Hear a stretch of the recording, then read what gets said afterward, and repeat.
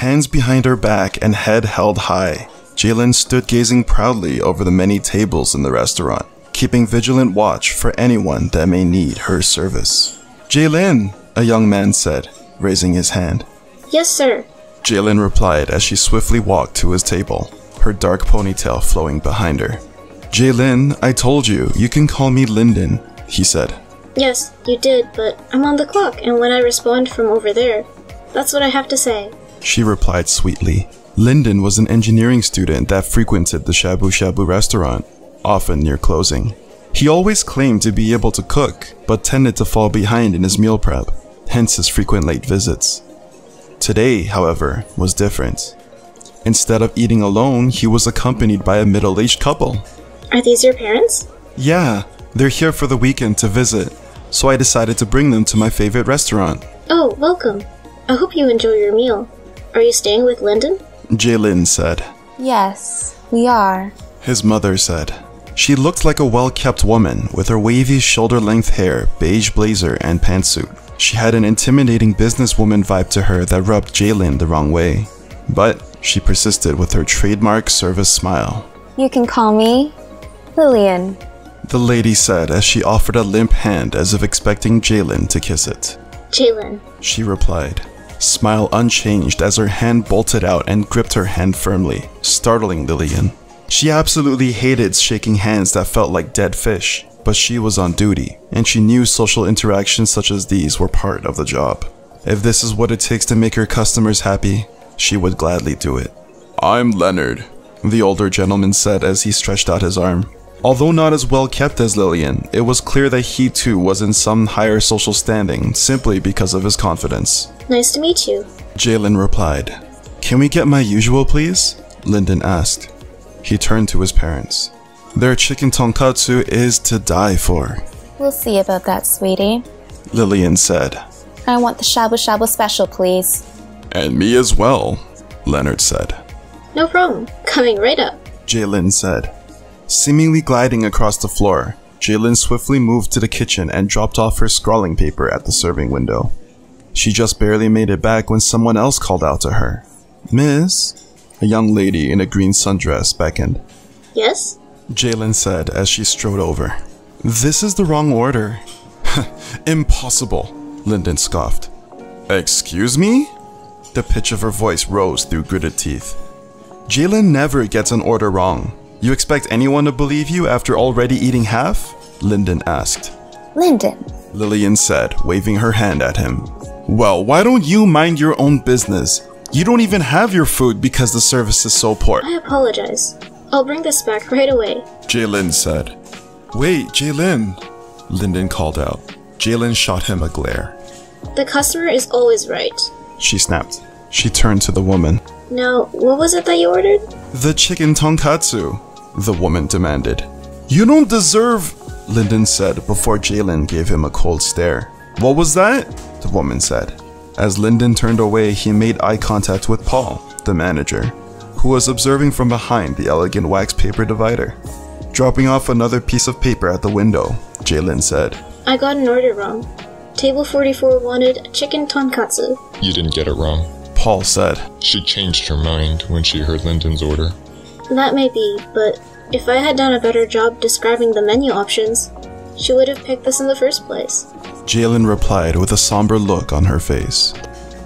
"Jaelyn, it's not up to you to read minds." Claire, the chef, said through the serving window.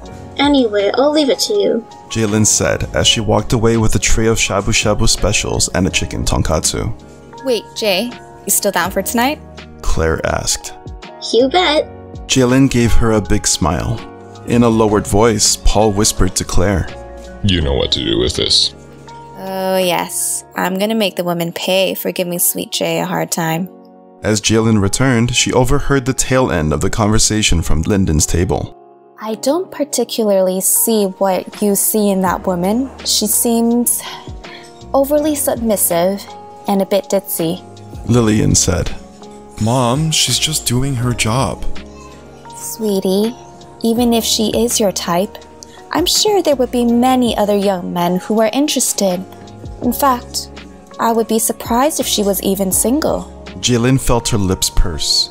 But as soon as she walked past the divider, her gentle smile came back as naturally as the morning sun. Oh, there she is. Excuse me, Jaelyn. I have a question if you don't mind. Yes? Jaelyn said as she began placing their meals in front of them and pouring tea into their cups. You seem like a sweet girl. Do you have a boyfriend? Lillian asked. Lyndon stiffened as he stared at his mother like a deer in headlights. No, I don't. Jaelyn replied plainly. I'm just trying to focus on my career and my family for now. Your career as a waitress? Very admirable. More women should be as independent and free-spirited as you. But I agree, family should always come first. It's just too bad because I think I know someone that would have gotten along well with you. Jaelyn chuckled. Thanks for your consideration. Is there anything else you guys need? No, we should be fine, thank you. Miss, how long until my chicken tonkatsu is ready? The woman in the green sundress said impatiently. The other lady sitting with her seemed visibly uncomfortable as she just looked down and picked at her food. The order was just made. Please give it another 10 to 15 minutes to be prepared. Jaelyn said. Now that she had a closer look, she almost seemed sickly with her pale skin and frail frame. She felt the inkling of pity towards her simply because she looked like she hadn't had a decent meal in years. Well, you better make it fast because I'm starving. Let me guess, she wants it now? Claire rolled her eyes as Jaelyn came to the serving window empty-handed. Jaelyn nodded. Claire snickered. Well, by all means, Jay. Give her what she wants. She placed a piping hot dish in the window. Clouds of steam immediately shot up as the meat sizzled loudly. Claire, did you do something? Yes, I cooked it fast for her. Now she has to deal with it. Jaelyn put on oven mitts and carried the plate over to the table. Watch out, it's hot. She said as she gingerly placed it down in front of the woman, who practically drooled at its arrival. The woman cut a piece of the chicken and blew, but the steam continued to rise into the air. Unable to resist, she attempted to place it in her mouth, only to flinch from the heat and be forced to put it back down. How am I supposed to eat this? I suppose you can either wait or get yourself a cold drink. Jaelyn replied. I want almond milk. Half an hour later, as Jaelyn was about to make another round, Paul approached her and said, I'm gonna give that woman the bill. Make yourself scarce. Jaelyn nodded and stood by the serving window where Claire eagerly waited. Oh, she's gonna get it, Claire said, holding in her laughter. Jaelyn pursed her lips and waited anxiously. What's the meaning of this? The woman shouted. Ma'am? As I said, we usually have a maximum sitting time of 1 hour. You have been here for more than that. Paul said. Well, of course I have. Your incompetent staff messed up my order, and when it was fixed, it was so hot I couldn't even eat it until now. I want to speak to your manager. Firstly, we have witnesses, including myself, who can confirm that you did indeed order something else. Secondly, you were the one that rushed the chef. How fast you're able to eat it is your business. Lastly, Paul stated as an evil smile flashed across his face. I am the manager. And this is how you treat paying customers? Technically, you haven't paid yet, which is why I'm here. With the kind of service I've been getting, I don't think you deserve any payment at all. I'll have you know that my daughter is a lawyer. Then she should be able to tell you that dining and dashing is illegal. Do I need to get the police involved? It seems you're obviously prepared to have legal representation. Tension filled the restaurant, followed by a beep from the payment terminal as the woman tapped her credit card. Thank you. Would you like a doggy bag for that? This won't be the last you'll hear from me. I'll warn all my friends about this shabby place, she shouted as she stormed out. I am so sorry, the young lady she was with said bashfully as she chased after her. Claire burst out into laughter as Paul came around with a wide grin on his face. That was good, Claire said as she high-fived Paul. Aren't you worried she won't come back? Or tell her friends not to come? Jaelyn said, still stressed from the ordeal. Please. I'm not dependent on one freeloader and her small group of friends to make a living. Anyway, back to work. I'm going to head home. Okay, good good night. They said. Jaelyn just finished up clearing the table when Lillian called out. Jaelyn, we're about done. Can we get the bill, please? Right away. Jaelyn said as she whipped out a receipt from her pouch and placed it on the table along with the payment terminal. Lillian reached over naturally to pick it up. "Oh no, Mom, let me. I invited you guys out," Lyndon said. Nonsense, Lindy. Who are you trying to impress? She said she's focused on other things. Lillian said. Lyndon's face glowed like a bright tomato. Jaelyn smiled shyly. So, how are your meals? Oh, it was just fine, thank you. Lillian replied. "Yes, I can see why Lyndon comes here all the time," Leonard said. "Among other reasons?" Jaelyn felt her face blush. Although, you only came back once to fill our cups and ask how we were doing. Mom? What? It's true. Anything could have happened in between, but she wouldn't know. It's just advice for the future if she wanted more tips. Actually, I figured you guys would want some privacy, so I watched your cups from afar. You guys don't drink as much as you think, but I do apologize for not coming more often. Jaelyn said, bowing. "It's okay, Jaelyn. No need to apologize," Lyndon said. "Anyway, did you guys know that Jaelyn is also learning to cook some of the dishes? They're very good. Did you make my tonkatsu tonight?" No, unfortunately, I was too busy today. I'm sorry. If you want, I'll make it for you tomorrow when we close. Jaelyn said, smiling. Oh, I don't know about that. Lyndon's gotta focus on other things, like studying. Lillian said. Jaelyn looked at her with genuine surprise. But he's gotta eat sometime too, no? Not with me in town. Anyway, Lyndon knows how to cook as well. I suppose he takes after his father in that way. Lillian said. Really? Jaelyn said. Don't sound so surprised, Lyndon said, chuckling. Oh, I left you a little something. Lillian said as she passed over the terminal and waved her credit card. Jaelyn looked at the receipt that slowly rolled out of the machine. Her mouth dropped open and her eyes widened. I just wanted to help you. God knows you need it in this line of work. Lillian said as she stood up. She leaned in and whispered into Jaelyn's ear. You're very pretty and perky. Any guy would kill to be with you. But not my Lyndon. He's a smart kid and is full of potential. He doesn't need someone like you to distract him from his future. Jaelyn turned to look at her, only to see Lillian's hair trailing behind her as she strode towards the door in her flowing trench coat. What did she say to you? Lyndon asked. Nothing. Jaelyn said as she turned to smile at Lyndon. I just remembered. I won't be able to make tonkatsu for you tomorrow. I have an appointment right after work. Oh, okay then, Lyndon said before walking away. Good night.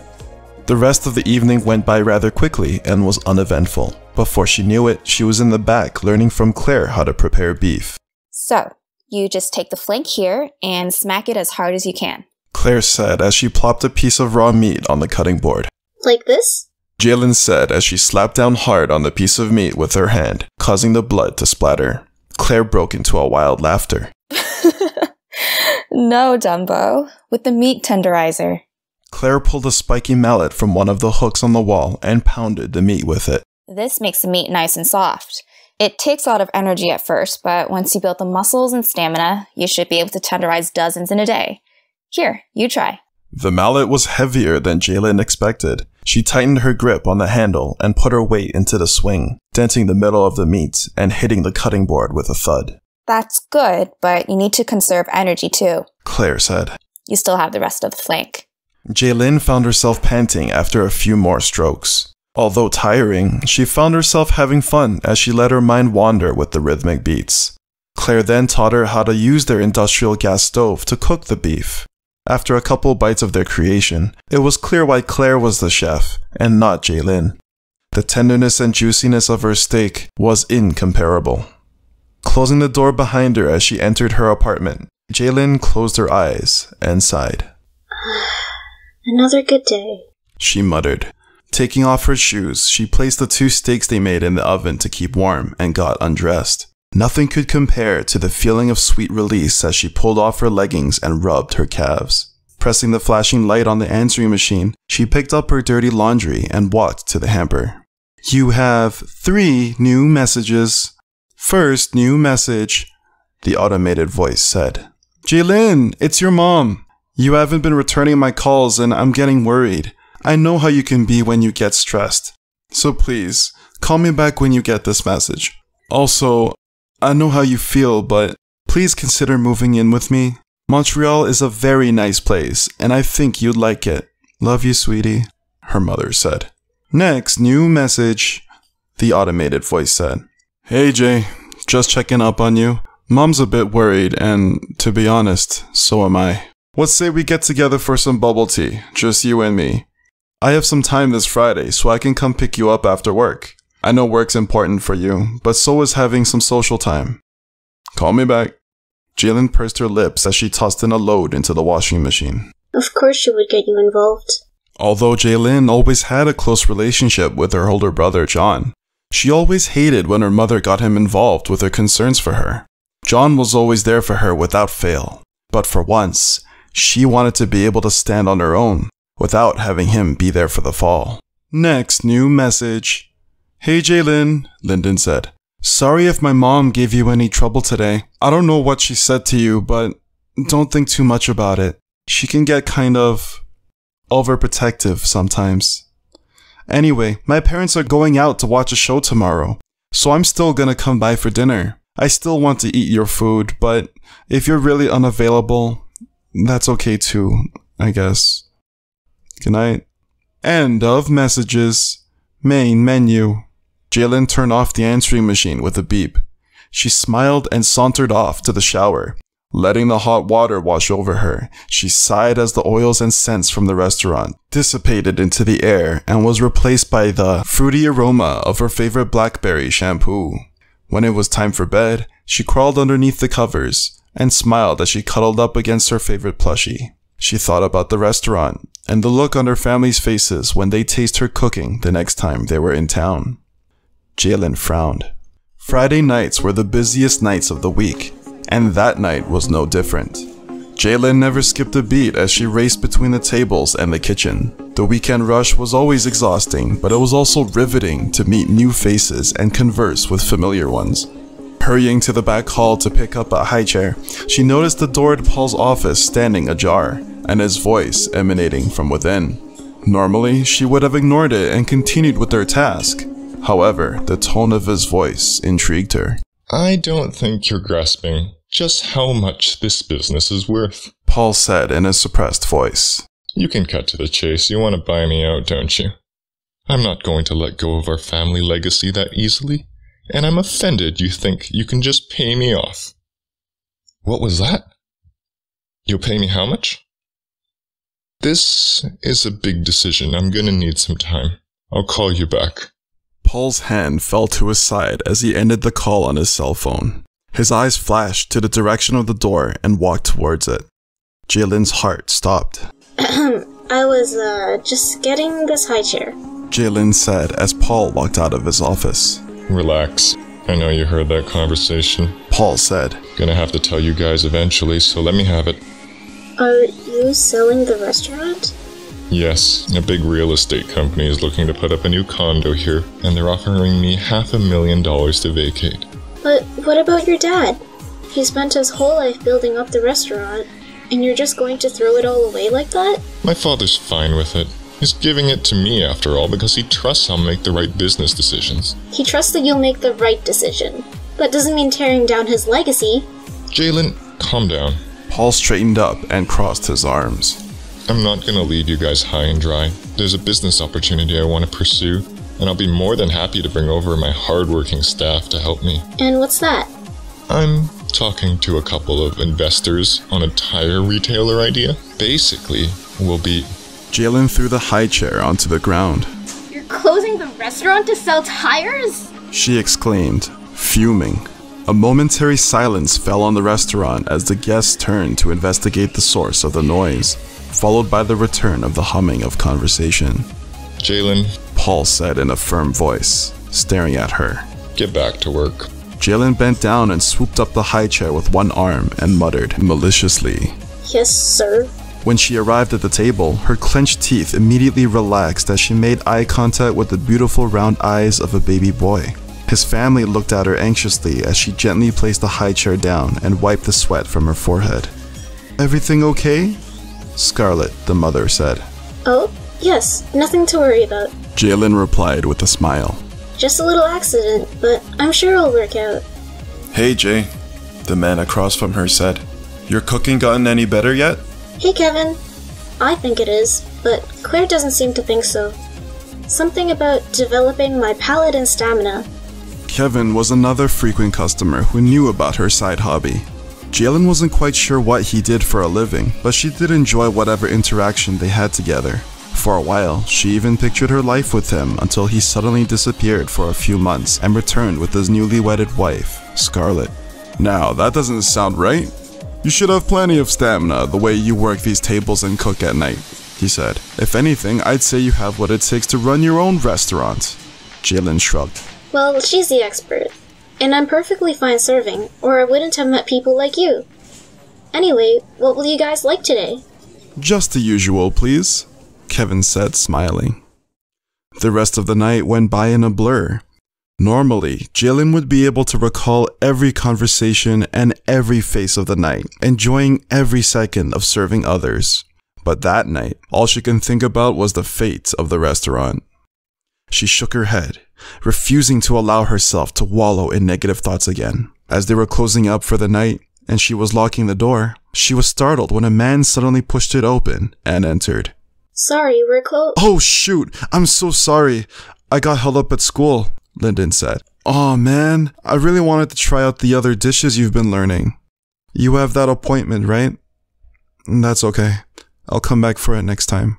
As he was walking away, Jaelyn lunged forward and hugged him from behind, bawling her eyes out. "Hey, what's going on? Are you okay?" No. She sobbed. My world's been turned upside down, and I don't know what to do. There. Finish locking up and we can go talk somewhere else." No! I want to stay here as long as possible. I don't want to be anywhere else. When Jaelyn finally calmed down, she explained the entire situation to Lyndon, who rubbed her arms and wiped the tears from her face. "But he said he's willing to bring you over, didn't he? Maybe a change of pace will be a good thing," Lyndon said. No, I can't leave this restaurant. It's everything to me. Jaelyn planted her hands on her knees and looked Lyndon in the eyes. You don't know this feeling because you're not working yet, but I have a passion for what I do. "But Jaelyn, that's life. Sometimes you just have to deal with the cards you're dealt. I'm not saying you should work for Paul forever, at least long enough to find something else to be passionate about. Maybe another restaurant." But I want to work in this restaurant. "Why this specific restaurant?" Jaelyn remained silent and looked away. "I'm sorry.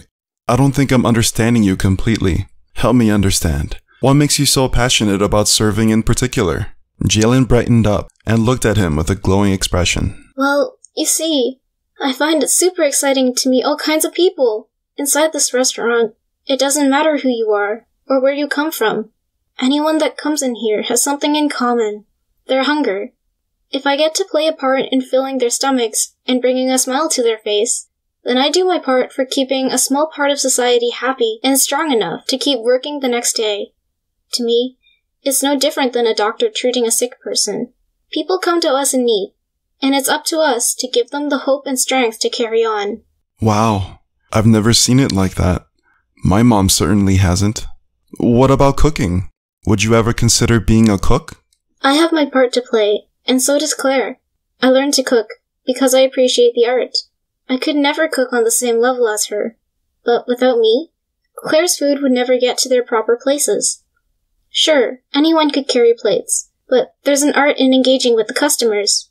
You need to read them and understand whether they're truly satisfied or not. You need to be able to deduce whether or not their issues are related to the food or something else in their lives. I have listened to hundreds of stories since I started working here. Happy stories, depressing stories, and rage stories. But each one has a special place in my heart because it meant that the customer trusted me enough to share it with me. When Jaelyn finally looked up at Lyndon, she can see the light reflecting off of his eyes as he looked at her in admiration. "I have always admired you, Jaelyn. You're not like the other people. Some people go about their same routines until the boredom eats away at their souls. You always had a certain genuineness about you. Now that you've explained why you do what you do, your passion is infectious. I never wanted to be an engineer. Singing was always my passion. Lyndon got up from his seat and held both of her hands. I want to help you. How are you going to do that? She said as she rose to her feet. Well, I have a little bit of money from my scholarships and my savings for school. Of course, I don't have $500,000 lying around, but I think I have enough to at least make a case for staying. I suppose I'll try talking to Paul and see if I can convince him. Jaelyn frowned. I don't think... A loud knock sounded from the door. At the door was her brother, who looked miffed about being stood up. Jaelyn quickly pulled her hands away and went to open the door. Jay, did you get my message? Don't... Me?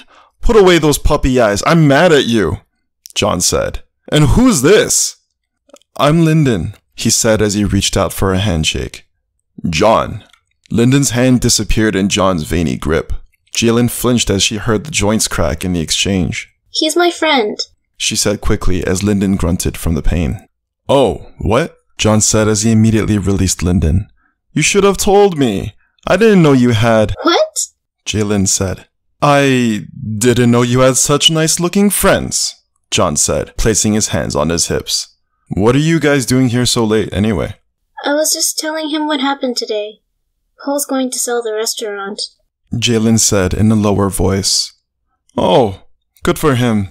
Jay, you can take the opportunity to relax a bit and come stay with me and Vivian. I know it's not your scene, but I could always use the help at the store as well. Thanks, bro. I'll keep it in consideration. I might not need to, because Lyndon offered to talk to Paul. Did he now? John said as he squinted at Lyndon, who nervously met his gaze. Jay, do you have anything to do in the back? I want to get to know Lyndon a bit. John. Jay? Jaelyn hesitated. Everything will be alright, Lyndon.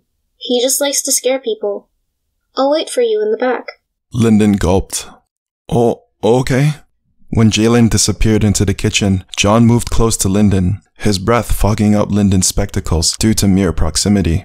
I'm gonna give you a warning. You better follow through with your promise. She doesn't take disappointment well, and if she finds out that you've ruined the life she's enjoyed up until now, then I'll have to answer to you? Worse, you'll have to deal with her. Like I said, she hasn't handled stress well in the past, so if you treasure your relationship at all, I suggest you not let her down. Turning his face away, John yelled towards the kitchen, Jay, I'm gonna head out. We'll go out for bubble tea another time. Okay, she called back. John turned to glare at Lyndon and then relaxed into a friendly smile. I'm sure you're fine, but a brother's gotta take care of his sister. Please, don't let her spin out. I won't, Lyndon said. Locking the door after John, Lyndon made his way to the kitchen. The aroma of beef filled the air. Jaelyn? Hey, how did it go? Jaelyn opened the oven and plated a slab of steak. She placed it on the counter and sprinkled some herbs and seasonings. Lyndon's mouth watered and his eyes widened as he stared at the glistening slab of meat before him. Oh, it was fine. Did you learn this from Claire? Yeah, though she says that I don't tenderize it enough. Here, let me know what you think. Lyndon cut off a piece and placed it gently in his mouth. This is amazing, he said with his mouth full. Really? Jaelyn cut off another piece and chewed. Oh, it's almost like Claire's, but something's missing. Yeah, Lyndon said as they both continued to chew. Jaelyn's jaws went numb as she opened her mouth wider to chomp down harder on the steak. When the bolus of food was finally grinded enough, she swallowed the mass of meat, flushing it down with a swig of water. Lyndon doing the same. It's a bit chewy. I know. I really am not hitting it hard enough, Jaelyn said despondently. It's okay, Jaelyn. You'll have all the time in the world to work on it after I talk to Paul tomorrow. Jaelyn's smile faded. Do you really think you can convince him? You said you don't have enough money, right? Well, there's no guarantee with these things, but I can always try. A brief silence fell on them. Don't worry, I'm sure I can convince him. I can always get a loan and match the offer if need be. Lyndon patted Jaelyn on the shoulder, who looked up slowly and forced a smile. The next day, Jaelyn continued about her day, working as she normally did, refusing to let her mind wander to the possibility that she might have to say goodbye to the restaurant. Taking up her usual position overlooking the tables, she inhaled deeply, treasuring the feeling. Jay? Jaelyn looked to her left and saw Kevin waving her over. Hey Kevin, how can I help you? First of all, are you okay? I called out to you 3 times. Oh, did you? I am so sorry, I wasn't paying attention. Jaelyn bowed deeply. Jay, it's fine, relax. No, I'm sorry I wasn't doing my job. I let my thoughts get the best of me. Really, it's okay. What's bothering you? Kevin gestured to her to sit down. She took the seat and explained the situation with Paul. Kevin looked at his glass in silence. That's all? What do you mean, that's all? Jaelyn said pointedly. I mean, if money is all he's after, I can easily buy out the restaurant. Jaelyn looked at Kevin in awe. Aren't you in real estate? Yes, but I'm also a venture capitalist. $500,000 is nothing for me. I can get this out of his hands by tomorrow. Really? Oh, thank you so much. Jaelyn said, practically squealing from excitement. The next question is, though, who's going to run the place? I don't have any clue on how to run a restaurant. Would you like to be the new manager? Me? Jaelyn's smile immediately disappeared. I don't know. I like serving people. You can still serve, but also as a manager. Oh, I don't know. I don't think I can do it. Can I get back to you on that? Kevin laughed. Sure. In any case, there's no rush, so just relax, okay? Jaelyn nodded. I don't know how I can repay you. I love this job. And Shabu Shabu. Well, it is near closing time, so why don't you make me one of your famous steaks you've been working on? You got it. A little while later, Jaelyn arrived with a steaming bronzed steak. She watched as Kevin's eyes widened and smacked his lips. He cut off a piece of steak and placed it in his mouth. A sigh of content shot out of his nose. How is it? Jaelyn asked apprehensively. This is great, Kevin said with his mouth full. He quickly swallowed and cut off another piece. You don't need water to wash it down? Nope, this has improved by miles since the last time you made this for me. Claire must be teaching you well. Jaelyn giggled. Yeah, she's great. Look, I'm even developing the muscles she's been talking about. Jaelyn rolled up her sleeve to reveal defined muscles along her arm.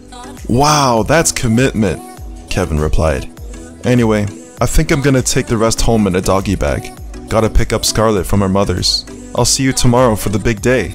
We'll have a nice dinner for just us and our families to celebrate. Paul's goodbye speech was just as lazy as his management style. No one could even be bothered to listen to whatever false happy memories he claimed to have had in the past 3 months since his father handed him the reins. The staff practically cheered as Paul excused himself and exited the restaurant for the last time, check in hand. None of the flowery speeches and praise mattered for Jaelyn. However, she was absolutely ecstatic to be sitting at the same table as her mother, brother, and father, who sat on the far end of the table, away from her mother. Isn't this great, Mom? John said. Jay is gonna be the manager. Well, I still want to serve, but yes, I suppose I'm going to be taking on more managerial duties from now on. Jaelyn replied bashfully. Whatever that means. Terry, her mother, sighed. I can't say I'm happy about you staying here, but I can't say I'm unhappy necessarily either. Terry, why can't you just say you're proud of her and leave it at that? Jaelyn's father, James, said. Oh? So lie like you did when you said Tiffany was just a friend? Sorry, I don't lie as easily as you, James. One of us still has a job to do when teaching our children. You see, this is your problem. You're so paranoid and you don't let things go. I told you, Terry. Stop this, both of you. You're both upsetting Jay, John said as he hit the table. A silence fell in the restaurant as all eyes fell on Jaelyn, who pressed her fork into her palm until a bead of blood seeped out. Jay, it's okay. Give me that. Don't touch me, Jaelyn said, voice shaking as tears slowly rolled down her cheeks. I'm fine. Jaelyn pulled the fork out and immediately grasped the napkin to stop the bleeding. After sniffling, her lips peeled back into her trademark service smile. Don't mind me. We're having a good time. Let's eat, okay? After an exchange of nervous glances, the buzz of conversation slowly returned as people resumed their meals. Hey, where's Lyndon? John asked. Did he ever talk to Paul? Jaelyn looked up with widened eyes. Oh, that's right. I haven't seen him since that night, actually. I just assumed he was with his parents. Typical. I knew he wouldn't come through for you. John shoved a spoonful of Shabu Shabu pork from the hot pot into his mouth. It's okay. I'm sure he tried his best, Jaelyn said. I didn't have much hope that he could persuade Paul into anything, but he was still a lot of help. He stopped me from beating myself up too hard. Make way! Claire shouted as she rolled in a cart full of steak dishes. Our new manager Jaelyn has taken the liberty of making everyone the signature dish she's been struggling so hard to perfect. And I gotta say, it's amazing. Oh, Claire. Jaelyn blushed. It won't ever be as amazing as your food. I know, but today is about you. You'll have plenty of time to learn from the master. Here, let me do the honors of serving you for a change, Kevin said as he rose from his seat. No, please let me. Jaelyn said, jumping up. Jay, John said as he tugged on her elbow. He's offering a service, probably the only one he's gonna offer in the near future. So let him. Besides, you're hurt. Jaelyn pulled her arm away from John. It's fine. Serving is something I like to do. Just like how Shabu Shabu is where I want to be. As long as I'm in this restaurant, I will be the reason people will leave satisfied. Jaelyn placed both of her hands on Kevin's shoulders and dragged him back down into his seat with her full body weight. All I ask for is a smile. Jaelyn flinched as she placed her hand under the rim of the plate as the heat seared across the wound in her palm. Are you okay? Claire asked. You really don't have to. It's your day, you know? It's because it's my day that I need to do this, she replied. Claire pulled her into a tight embrace. The fragrant aroma of lilies mixed with the oils in the kitchen gave Jaelyn a sense of comfort and nostalgia. At least let me help, Claire said softly. Jaelyn sniffled and nodded her head. When all the plates had been served, Jaelyn returned to her seat and dug into her meal. Whoa, Kevin said. You made this? The one I tried yesterday was nowhere near the quality of this one. How did you improve so fast? John snickered. She probably bought takeout and replated it. Jaelyn laughed. As if I had the money for that. Well, you do now that you have an investor, right? James said. Oh, that's true, Kevin said, laughing heartily. If you did, I wouldn't have a problem with it, Jay. I trust you'll be able to keep it under wraps. Everyone at the table laughed. So, how does this work? John asked. You just provide the money and she runs the show? Something like that. Though she keeps saying she'd rather serve. The fact of the matter is that I don't know what I'm doing, and she's going to need to step up more, which means less serving. Jaelyn placed her cutlery neatly and gently on the sides of her plate. Excuse me, she said as she walked towards the kitchen. Kevin shuffled over into Jaelyn's seat and leaned in close to John. Hey, I just want to know, why does she want to serve in this restaurant so badly? She told me before that it gives her purpose in life, but I feel like she's holding something back.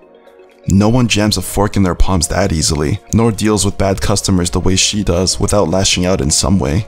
Honestly, I think it had to do with our parents separating, John whispered under his breath. This was the last place we were together for a meal before everything went to hell. My guess is that she never really moved past the fact that our parents just weren't getting back together anymore. That's so sad. Kevin slumped back into the chair and looked towards the kitchen. You think she's okay? I'm sure she is, but I'll go check. John wiped his mouth and strode towards the kitchen. Jay? The kitchen was a mess with food scraps left over from all the meal prep they had to do. Jay, you here? The lively buzz in the restaurant became distant as he walked further into the kitchen. He felt a cold draft. Jay, stop playing! Come out, let me look at your hand. At the far corner was an industrial fridge with its door hanging ajar, releasing clouds of condensation onto the floor. A rhythmic tapping became more prominent as he approached the fridge. Jay, I'm hungry, come on! John swung open the door and stepped into the walk-in refrigerator. Shelves of assorted frozen meats and fish lined the fridge, and at the back, the plastic of an opened bag of tuna crackled as the vent above blew cold air onto it. John picked up the fish and chuckled. Too cheap to use the whole fish? Tossing the fish back, John twirled around and began walking away, when suddenly, he heard something wet hit the floor. Rubbing his arms, he looked all over to investigate the source of the noise. As his eyes scanned the floor, he noticed that there was an unusual absence of frost near the back shelf where he tossed the open fish. He traced the floor lightly with his foot, accidentally hitting the shelf and causing a pile of fish to fall down. Damn, you couldn't be more organized, Jay? He muttered as he stooped down to pick up the fish. When he was about to plop the fish back on the shelf, He saw a metallic bar behind it. It was just in line with the frame that, unless one was paying attention, it would have been easily mistaken as part of the shelf itself. John reached behind the shelf and pulled the lever. There was a metallic thunk as a small area of the floor suddenly opened up to his left. What the? Another draft wafted out of the hole, causing John to shiver. Jaelyn's scream echoed from deep inside the hole. "Jay!" John dropped the fish and climbed down through the hole, his feet touching what seemed to be stairs. He pulled out his cell phone and turned on the flashlight as he descended the spiral staircase. It wasn't long after that he arrived at another metal door, the sound of rushing wind echoing from behind it. As he slowly peeked into the doorway, he could see a dimly lit chamber with racks lining the ceiling and chains dangling down. As his eyes focused, he could just make out the silhouette of a person hanging from the chains. The sound of grunting and Jaelyn's scream caused him to jolt upright. She seemed enraged. "Okay, John. Nothing to fear but fear itself and all that." John took a few deep breaths, the cold air chilling his insides as he gripped his hands ready for a fight. He swung open the door and charged in.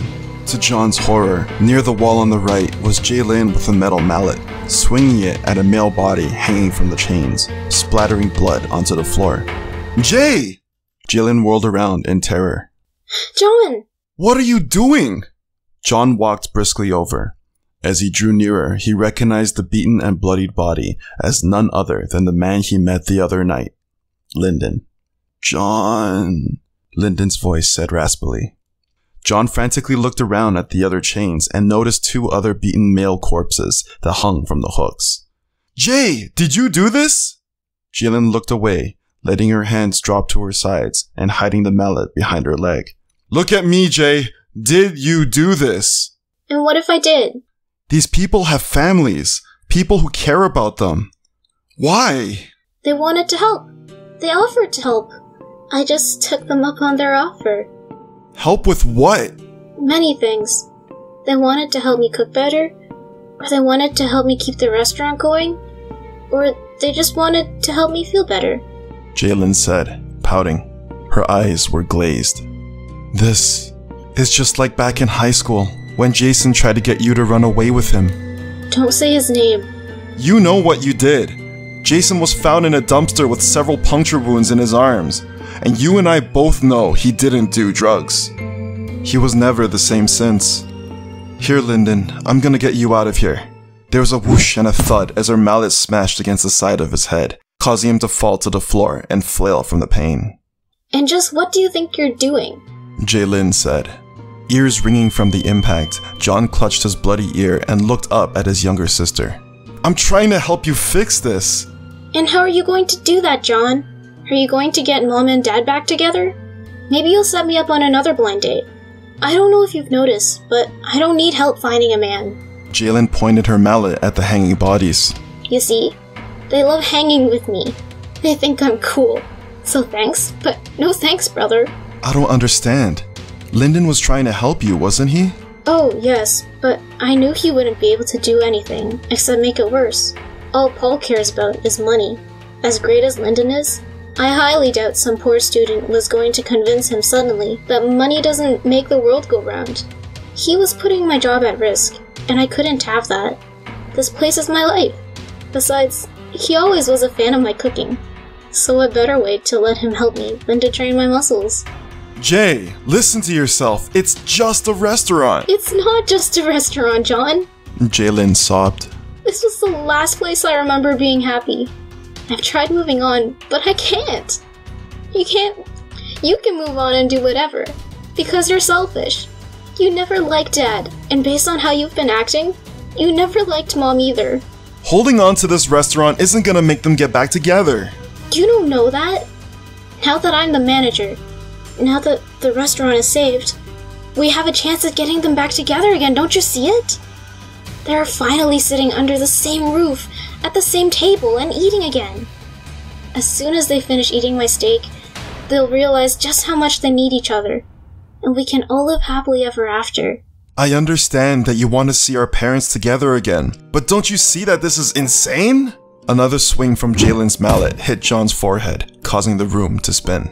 "Don't call me that," she replied through gritted teeth. Blood poured down John's face as his eyes rolled and struggled to remain open. What about Lyndon? John rolled onto his stomach, propping himself on all fours as he slowly attempted to rise to his feet, pulling on a nearby chain. Were you going to keep him here for the rest of his life? Why not? He certainly wasn't happy out there. His parents don't give a damn about him, which is why he's so depressed. He didn't want to be an engineer. Tell him. What did you want to be, Lyndon? Help. Another thud and the sickening sound of cracking bones. Blood splattered onto John. The sudden warmth on his face was unsettling. Holy shit, Jay! He screamed as he looked over his shoulder to see Lyndon draw his final breath. Don't worry, brother, Jaelyn said as she approached him from behind. You're the same as him. But we'll all live happily ever after tonight. With his remaining strength, John whirled around, blocking the whistling mallet with his forearm. The force of Jaelyn's strike was heavier than he expected as he collapsed to one knee.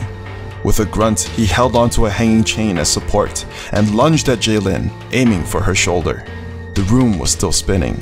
He felt the hook drive into her flesh, but something wasn't right. As he focused on Jaelyn's silhouette, he was terror-stricken as his vision began to clear. The hook was deep into Jaelyn's throat. No, Jay! John quickly slid the hook out and laid her down on his lap, causing blood to flow down her body. Speak to me, Jay! He rubbed his numb hands over her face, praying that she'd wake up.